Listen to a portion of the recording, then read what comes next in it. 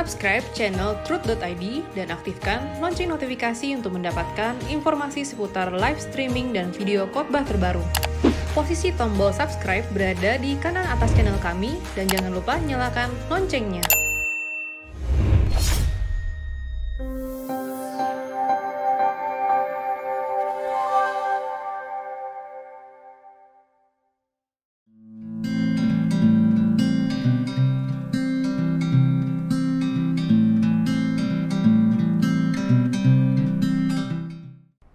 Shalom saudara, kita masuk episode 39 dari Anda Bertanya Alkitab Menjawab dari seorang ibu Dolok Sanggul, Sumatera Utara 08137046 sekian. Salam Pak Pendeta Erastus, puji Tuhan. Saya bersyukur telah mendengarkan khotbah Bapak kurang lebih 20 tahun mulai dari zaman kaset yang diberikan oleh seorang pendeta yang sering mengunjungi kami karena kami bukan jemaat dari gereja Bapak. Melalui firman yang Bapak khotbahkan mendidik saya bertumbuh dalam iman dan kuat menghadapi pergumulan hidup, berjuang untuk menjadi manusia yang berkodrat ilahi. Sekalipun sering jatuh bangun, tetapi dengan penguatan firman yang terus saya dengarkan melalui khotbah Bapak, sampai hari ini hidup saya dibaharui dari hari ke hari. Sekali lagi terima kasih Pak, kiranya Tuhan senantiasa menyertai dalam seluruh pelayanan Bapak dan keluarga. Terima kasih Bapak. Oke Bu, terima kasih. Ini menjadi sukacita dan kebahagiaan saya juga ya. 0821255555 sekian. Halo Om Erastus, halo juga. Bagaimana menurut Om Erastus kalau ada teman yang sebetulnya Kristen tetapi mengatakan bahwa jangan percaya sama Alkitab atau Bible. Bible kan manusia yang buat. Dan juga bagaimana menghadapi teman-teman yang mengatakan tidak usah terlalu fanatik terhadap agama. Semua agama sama saja. Yang pertama memang Bible ditulis oleh manusia. Tapi manusia yang mendapatkan ilham Roh Kudus. Ya, ada pengilhaman, teofani. Ada pengilhaman dari Roh Kudus. Bagaimana membuktikan Alkitab itu benar? Tentu yang pertama kita mempercayai dulu Alkitab itu benar. Berangkat dari keyakinan kita terhadap Alkitab, kita pelajari Alkitab, kita mengenakan kebenaran itu, baru kita bisa mengalami bahwa yang dikatakan Alkitab itu benar. Kalau ada orang berkata jangan fanatik lah.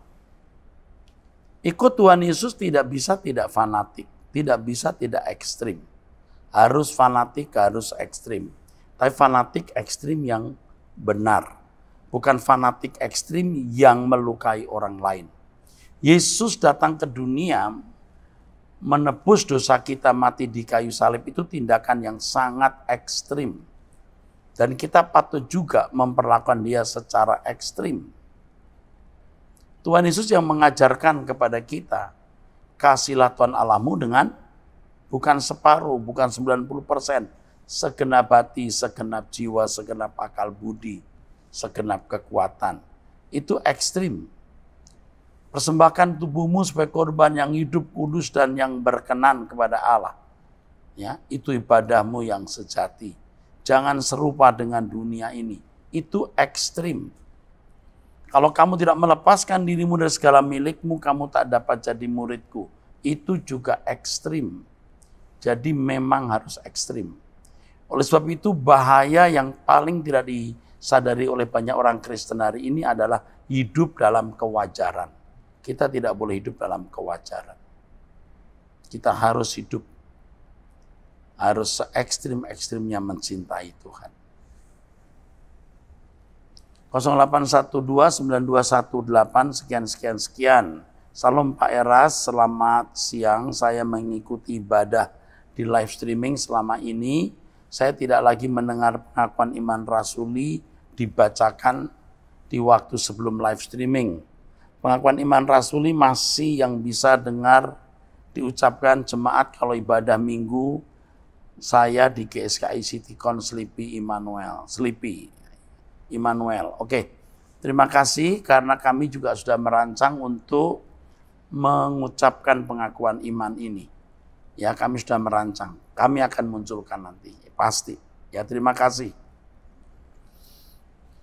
Salam Om Eras, 20 tahun yang lalu saya pernah ditegur oleh Om Eras untuk berhenti dari kebiasaan buruk. Ya, tapi saya malah self defense dengan mengucapkan perkataan tak pantas kepada Om. Saya sempat minta maaf sama Om, cuman saya dicuekin sama Om Eras. Cuman saya yakin sekarang Om sudah berubah menjadi pribadi luar biasa.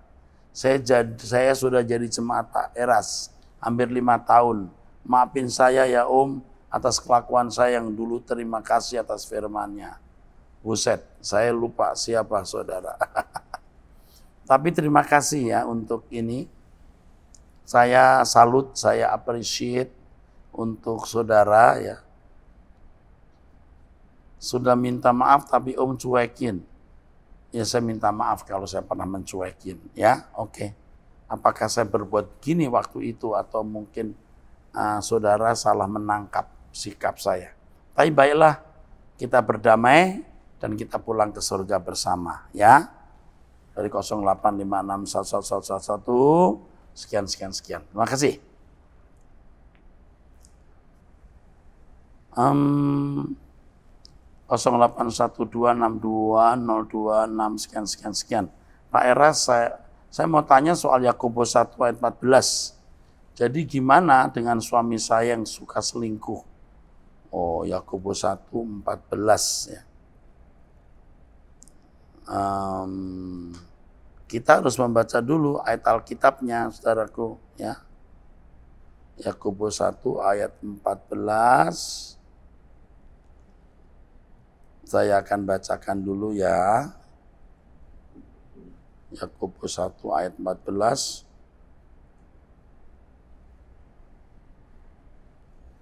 Bunyinya, maaf ini lagi ada kesalahan teknis di sini.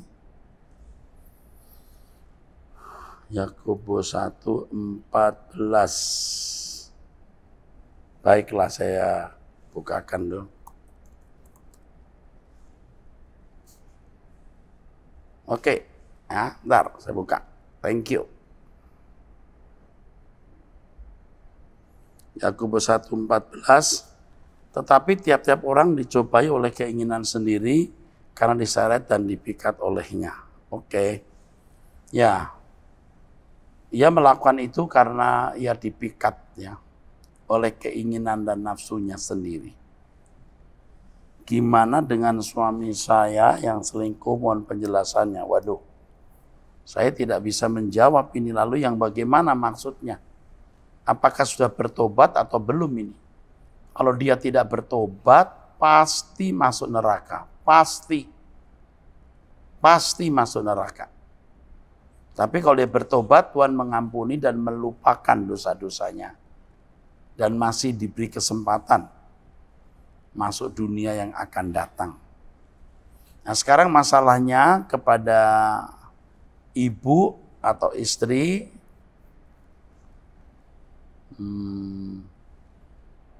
tunjukkan kelakuan yang baik. Tunjukkan perbuatan yang baik. Jangan mendendam, jangan membalas kejahatan dengan kejahatan. Dan jadi berkat untuk suami karena firman Tuhan mengatakan kelakuan baik istri akan membuat suami bisa bertobat. Ya. Dan jangan menganggap ini keadaan sial ya. Tuhan memberi kesempatan ibu untuk berkarya bagi Tuhan melalui dan di dalam kehidupan suami yang belum atau tidak bertobat itu. Selamat berjuang Bu, Tuhan memberikan kekuatan. Salam Pak Erastus, saya telah lama bertahun-tahun mengikuti pengajaran Bapak. Saya percaya kepada Tuhan bahwa Bapak salah satu rohaniwan yang dipakai oleh Tuhan. Saya sudah pernah bertanya tentang kesederhanaan hidup yang menjadi nafas hidup kita sebagai pengikutnya. Akan tetapi Bapak selalu mengatakan bahwa kita nggak masalah menggunakan sebut saja mobil sebagai salah satu contoh. Bapak mengatakan nggak masalah seorang memakai mobil dengan merek tertentu karena orang tersebut mampu dan menjaga performan. Oh, ini pernah saya jawab ini. Di depan kolega bisnis asal sikap hatinya tidak menjadikan mobil menjadi nilai dirinya. Yang saya tanyakan, jika kita hidup demikian, kita nggak mungkin mengalami penderitaan Kristus. Mohon penjelasannya. Oke, Pak Jimmy Jo ya dari Pekalongan 081575257 sekian. Sebenarnya ya saudara, kita itu memiliki tingkat rohani yang berbeda-beda. Jadi kita tidak bisa mengenakan baju kita ke badan orang. Ada orang kaya yang bisa beli mobil merek mewah tapi tidak membeli dan tidak merasa perlu. Performan pun juga tidak terlalu perlu, walaupun kadang-kadang dibutuhkan. Kadang-kadang diperlukan. Tapi tidak menjadi satu hal yang penting. Namun harus saya beritahu bahwa dalam lingkup para pembisnis memang performan itu penting. Tidak bisa tidak.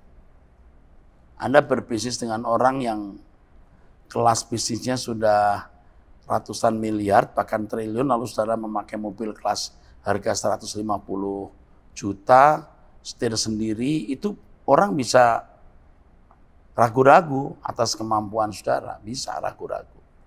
Bisa ya, bisa tidak. Bisa ya, bisa tidak. Nah, ada orang-orang yang masih membutuhkan performance seperti itu. Tapi ada orang yang sudah tidak perlu performance. Nah, ini kan masing-masing kehidupan rohani orang itu berbeda-beda. Jadi kalau misalnya seseorang ya sebenarnya tidak ingin memakai mobil bagus, tidak pengen. Tapi demi performan ya terpaksa dia pakai. Ini menderita juga dia. Yang saya tanyakan, jika kita hidup demikian, kita nggak mungkin mengalami penderitaan Kristus. Dia memakai mobil mewah itu justru menderita sebenarnya. Dia tidak ingin. Tapi karena performan dia harus cerdik seperti ular, tulus seperti merpati. Ya dia harus jalani. Jadi jangan saudara berpikir bahwa orang kalau pakai mobil mewah berarti nggak menderita. Sebab dia juga tidak merasa bahagia dengan mobil mewah itu. Ya, yang penting bagaimana dia menjadi anggur tercurah roti terpecah. Bagaimana dia mengelola uangnya ini untuk kemuliaan Tuhan, itu yang penting. Ya, bukan hanya masalah mobil. Masalah mobil itu masalah kecil, saudaraku. Nggak masalah. Yang penting memang sikap hati. Jadi kan saudara ini berpikir kalau orang naik mobil mewah berarti nggak menderita kan? Loh, ada orang yang bisa menderita gara-gara naik mobil mewah. Dia tidak ingin tapi ya udah. Iya. Kadang-kadang kita sebagai pendeta ya, kita disambut begitu rupa di luar kota, lalu pernah juga orang berkata kepada saya, "Pak, maaf ya Pak, jemputannya pakai mobil ini." Lah mobil ini aja udah mewah begini kok. Aduh, saya juga mikir. Nggak dijemput pun saya naik taksi, nggak masalah. Nggak masalah.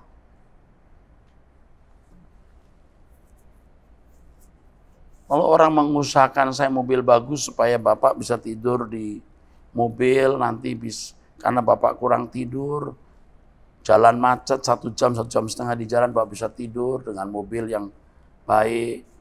Saya juga tidak terlalu pusing mau mobil apa yang dipakai. Dulu di pertemuan para pendeta-pendeta, ya ini 2, 3, 4 tahun yang lalu, saya naik mobil Camry, saudara. Ya, mobil Camry.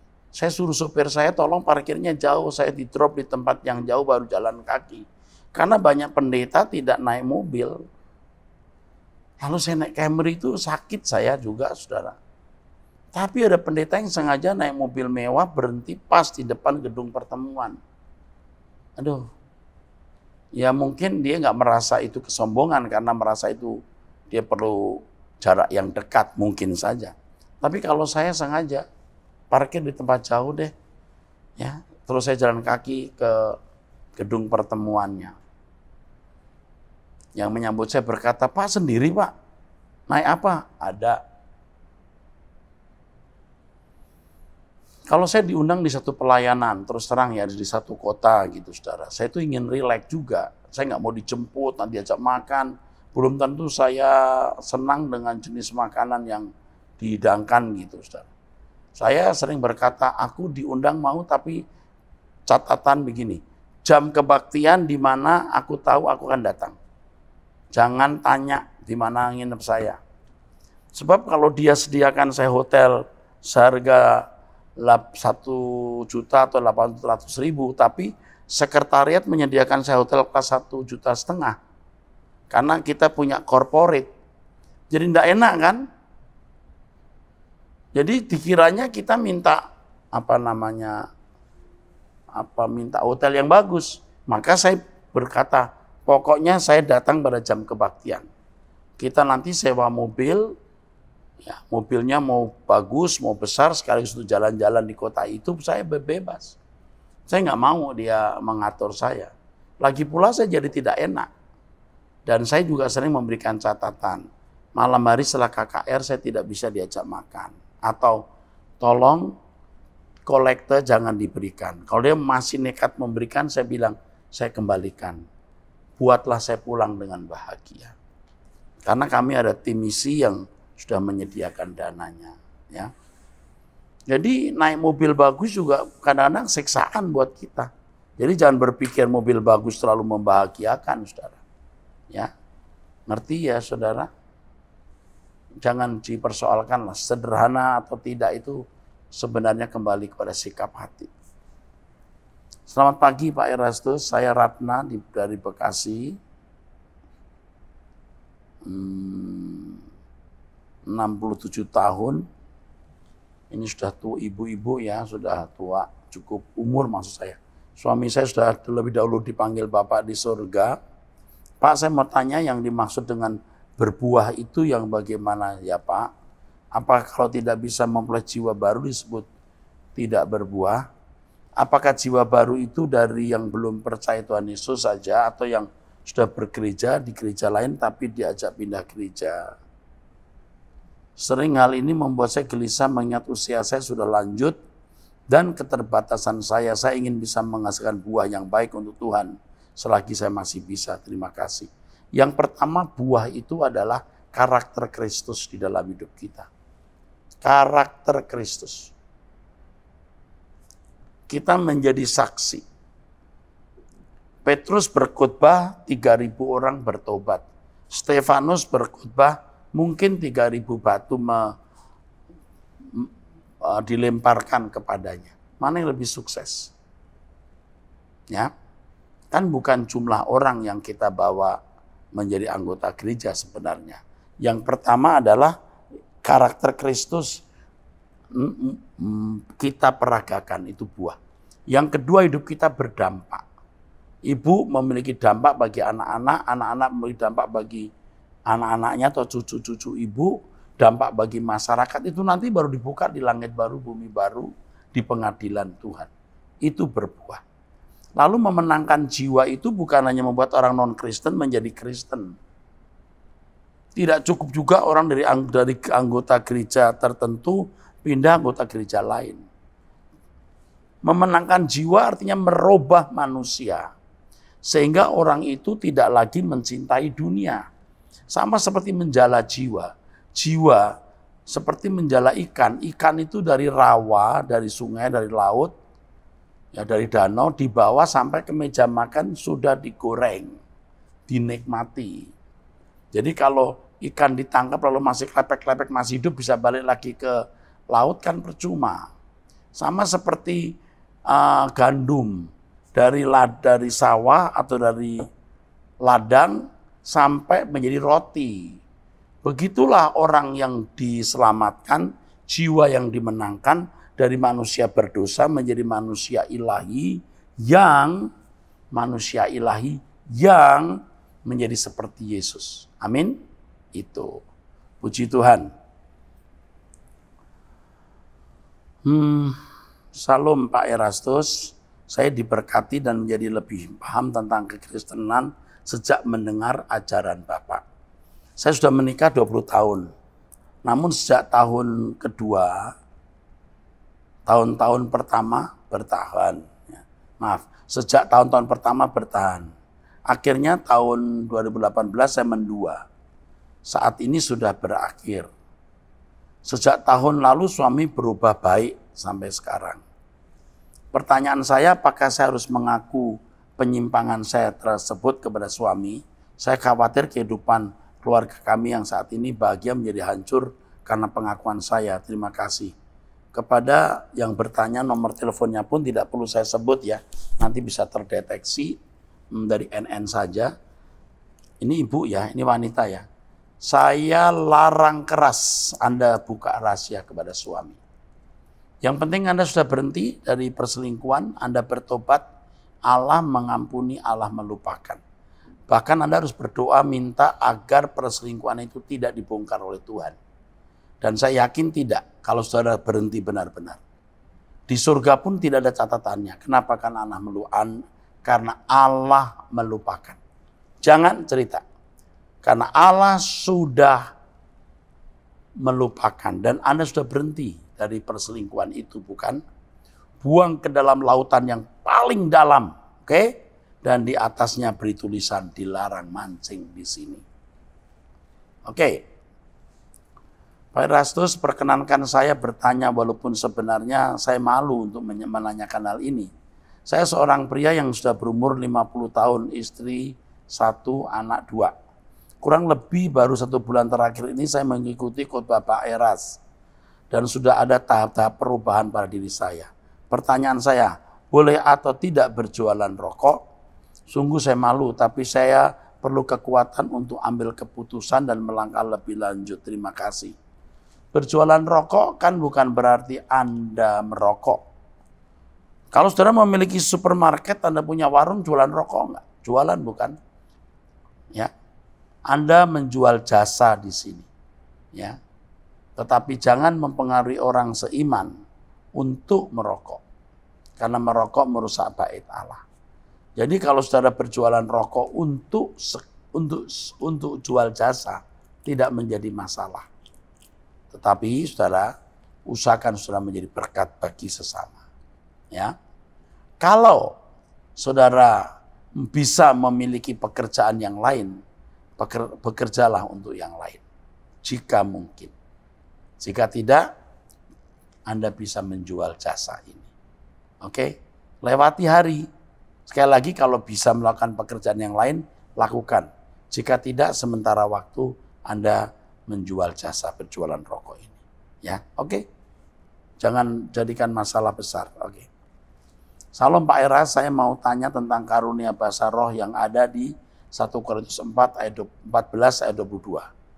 Karena itu karunia bahasa roh adalah tanda bukan untuk orang yang beriman, tapi untuk orang yang tidak beriman. Nah, saya sering mendengar orang-orang apalagi di gereja karismatik, kalau berdoa selalu berbahasa roh. Ada juga yang sering saya lihat setiap berdoa dan penyembahan selalu menangis dan berbahasa roh. Baik doa sendiri maupun doa bersama. Nah, apakah itu benar bahasa roh itu? Apakah itu benar bahasa roh atau bukan?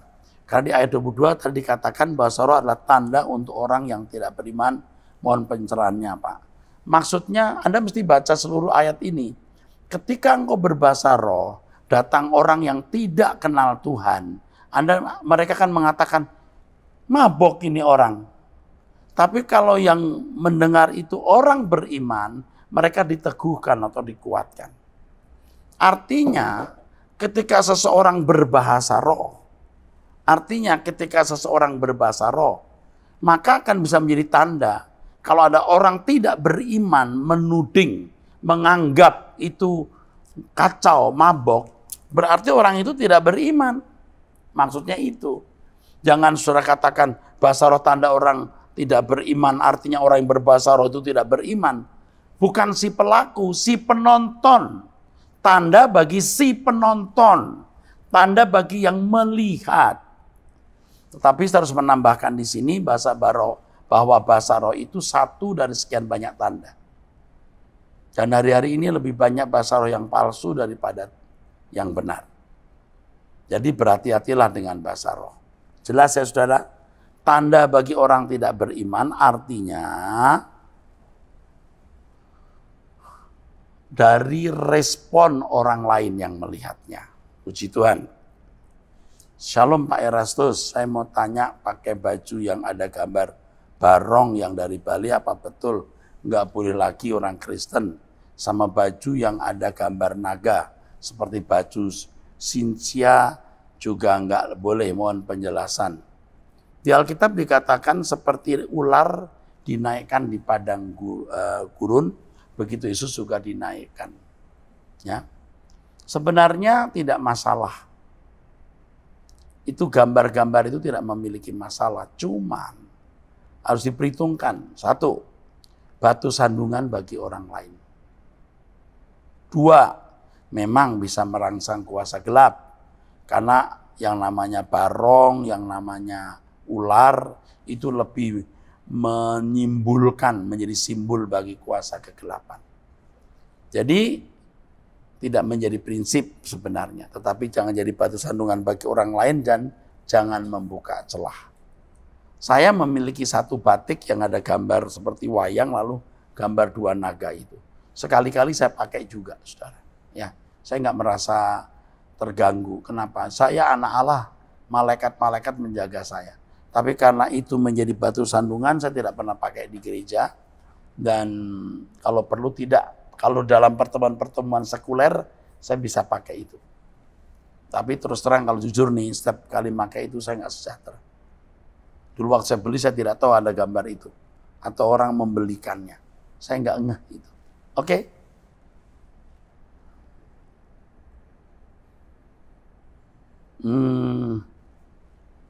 Ada pertanyaan yang harus saya jawab secara pribadi, jadi enggak usah ya.